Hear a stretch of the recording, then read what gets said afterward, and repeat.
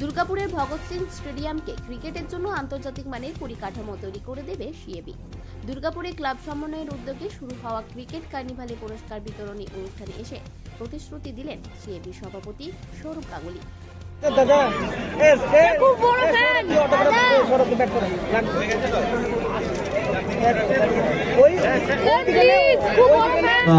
আমি সিএবির প্রেসিডেন্ট সভাপতি, তাই আমার তরফ থেকে অ্যাসিওরেন্স রইল যে এখানে ইনফ্রাস্ট্রাকচার তৈরি করে দেওয়ার রেসপন্সিবিলিটি আমার।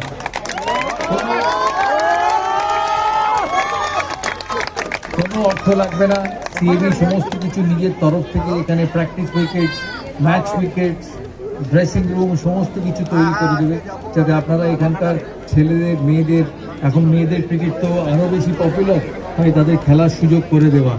আবার বললাম, যারা আজকে বিভিন্ন ইভেন্টে প্রাইজ পেয়েছে তাদেরকে আমার অভিনন্দন, যারা পার্টিসিপেট করেছে তাদেরকেও আমার অভিনন্দন, কারণ ইটস নট জাস্ট।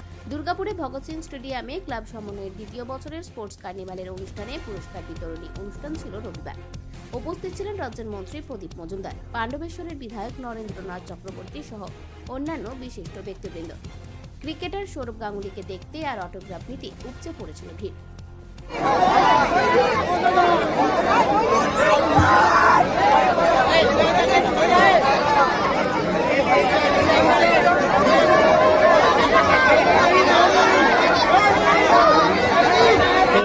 দুর্গাপুর থেকে অনুরাধা সেনগুপ্তের রিপোর্ট।